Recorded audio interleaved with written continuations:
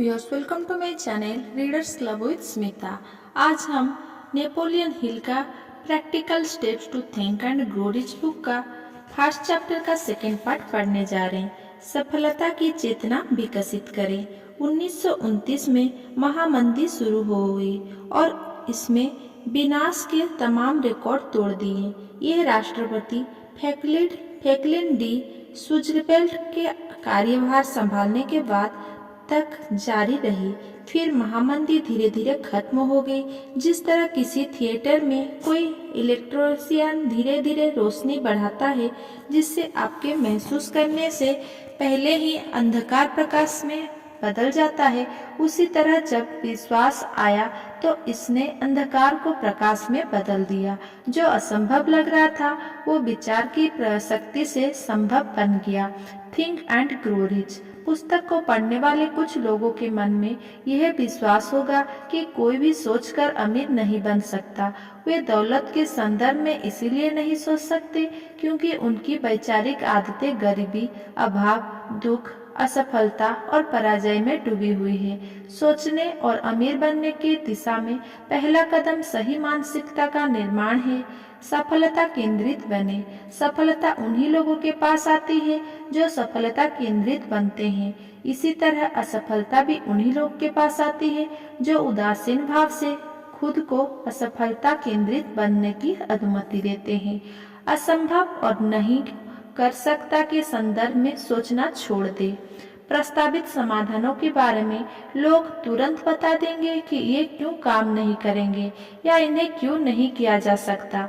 इन और अन्य आत्मपराजयी शब्दों को अपनी शब्दावली से हटा दें। अवसरों को अपने आभास और मान्यताओं से नहीं बल्कि इस बात से तौले कि क्या संभव है। लोगों में यह आदत होती है कि वे अपने सीमित आभासों और मान्यताओं के आधार पर हर चीज और हर व्यक्ति का मूल्यांकन करते हैं। पूर्वाग्रह की वजह से खुद को या दूसरे को वो हासिल करने से ना रोके जो संभव है।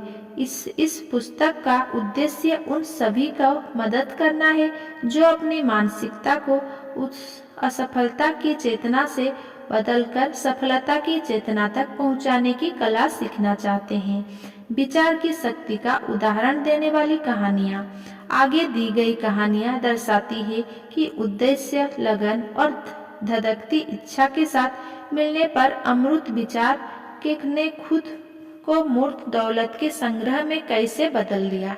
ये दर्शाती है कि व्यक्ति के विचार को नियंत्रित करने की शक्ति उसकी वास्तविकता को कैसे आकार देती है।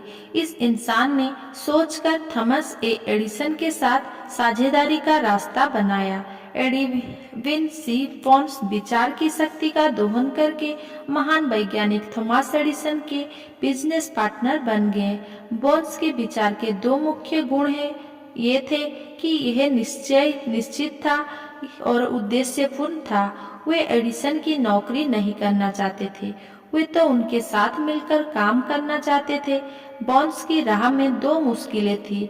वे एडिसन को नहीं जानते थे और उनके पास इतने पैसे नहीं थे कि उनसे मिलने के लिए ऑरेंज न्यू जर्सी जा सके।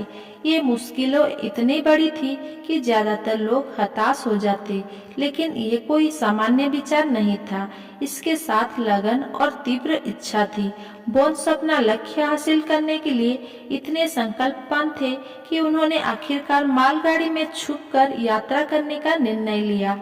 वे एडिसन की प्रयोगशाला में पहुंचे और उन्होंने घोषणा की कि वे आविष्कारक के साथ व्यवसाय करने आए हैं। बोन्स और एडिसन की पहली मुलाकात के बारे में एडिसन ने वर्षों बाद कहा था, वे मेरे सामने किसी भिखमंगे की तरह दिखते हुए खड़े थे, लेकिन उनके चेहरे पर एक ऐसा भाव था जिससे यह आभास होता था कि वे जिसके लिए आए थे उसे पाने पर आलमात थे।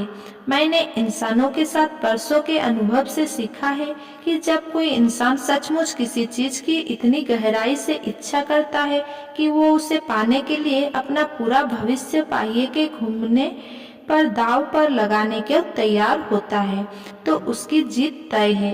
मैंने उन्हें उनका मांगा अवसर इसीलिए दिया क्योंकि मैंने यह देख लिया था कि उन्होंने तब तक जुटे रहने की ठान ली है जब तक कि वे सफल ना हो जाएं। बाद की घटनाओं ने यह साबित कर दिया कि उन्होंने कोई गलती नहीं की थी। उस मौके पर युवा वॉन्स ने एडिसन से जो कहा था वो कम महत्वपूर्ण था, ज्यादा महत्वपूर्ण तो यह वो था जो उन्होंने सोचा था। एडिसन ने खुद यह बात कही थी। यकीनन उनके हुलिये ने उन्हें एडिसन की ऑफिस में वह शुरुआत नहीं दिलाई थी क्योंकि वह निश्चित रूप से उनके खिलाफ था। उन्होंने जो सोचा था वही मायने रखता था। यकीनन उनके हुलिये ने उन्हें एडिसन की ऑफिस में यह शुरुआत नहीं दिलाई थी।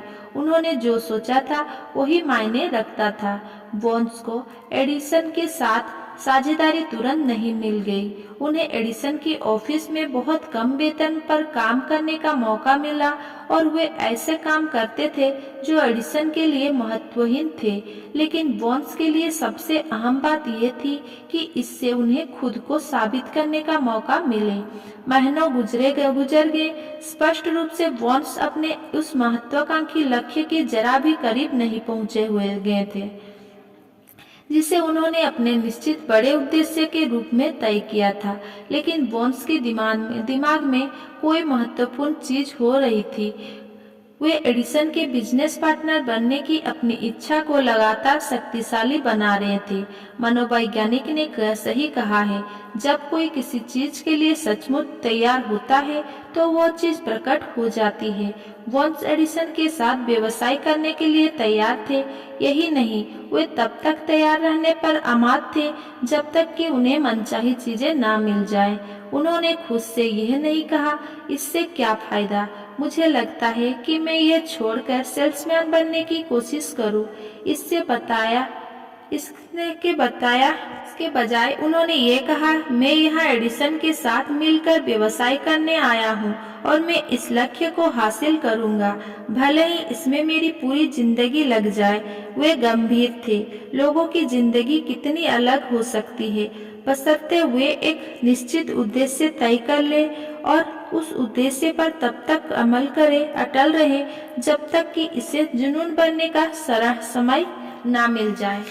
जब कोई सचमुच किसी चीज के लिए तैयार होता है तो वो चीज प्रकट हो जाती है। शायद युवा वंश को तब मालूम नहीं था, लेकिन उनका एक सूत्रीय संकल्प और एक सूत्रीय इच्छा का पीछा करने की लगन सारे विरोध का कुचलने वाली थी और उन्हें उनका मनचाहा अवसर देने वाली थी।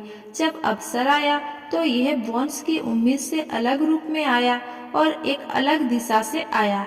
ये अवसर की चाल होती है। इसकी आदत होती है कि यह पिछले दरवाजे से चुपके से आता है और अक्सर दुर्भाग्य या अस्थायी पराजय के बस में छिप कर जाता है। शायद इसीलिए इतने सारे लोग अवसर को नहीं पहचान पाते हैं। एडिसन ने ऑफिस के एक नए उपकरण को आदर्श बनाया था जिसे उस समय एडिसन डिटेक्टिंग मशीन कहा गया था। उसके सेल्समैन इस मशीन को लेकर उत्साहित नहीं थे। उन्हें लग रहा था कि इसे भारी प्रयास के बिना नहीं बेचा जा सकता था। वॉन्स ने अपना अवसर ताड़ लिया। यह चुपके से रेंग कर अंदर आया था और एक अजीब सी दिखने वाली मशीन में छुपा था जिसमें वॉन्स और इसके आविष्कारक के अलावा किसी की रुचि नहीं थी। वॉन्स जानते थे निश्चित उद्देश्य जिसमें लगन और तीव्र इच्छा का ईंधन था कि वे एडिसन डिटेक्टिंग मशीन बेच सकते हैं। उन्होंने एडिसन को यह सुझाव दिया और उन्हें तुरंत अवसर मिल गया। वे मशीन बेचने लगे। वास्तव में उन्होंने इसे इतनी सफलता से बेचा कि एडिसन ने उन्हें इसे पूरा देश में बेचने का अनुबंध दे दिया। इस कारोबारी सहयोग से यह नारा निकला, एडिसन द्वारा निर्मित और वॉन्स द्वारा विस्थापित इस कारोबारी गठबंधन से बोन्स ने खुद को दौलतमंद बना लिया, लेकिन उन्होंने इससे कहीं ज्यादा बड़ी चीज हासिल की। उन्होंने यह साबित कर दिया कि इंसान सोचकर सचमुच अमीर बन सकता है। बोन्स ने सचमुच सोचकर महान एडिसन के साथ साझेदारी की। उन्होंने सोचकर अपने लिए दौलत बना ली। उनके पास शुरुआत में कुछ नहीं था, ना पैसा, ना प्रभाव और ना शिक्षा, कुछ भी नहीं था, लेकिन उनमें पहल शक्ति थी, विश्वास था और जीतने की इच्छा थी। वे जानते थे कि वे क्या चाहते थे और वे संकल्पवान थे कि उस इच्छा पर तब तक डटे रहेंगे जब तक कि वे उसे हासिल ना कर ले। इन अमूर्त शक्तियों के साथ वे अब तक के महानतम आविष्कार के नंबर 1 आदमी बन गए। बोन्स के सचमुच सोचकर महान एडिसन के साथ साझेदारी की। अब आइए एक अलग स्थिति को देखते हैं और एक ऐसे इंसान का अध्ययन करते हैं जिसके पास अमीरी का बहुत सा मूर्त प्रमाण था, लेकिन वो अपने लक्ष्य से 3 फीट दूरी पर ही रुक गया। अगर मेरा ये वीडियो आपको पसंद आया तो मेरा वीडियो को लाइक, कमेंट, शेयर करें और मेरा चैनल को सब्सक्राइब करें।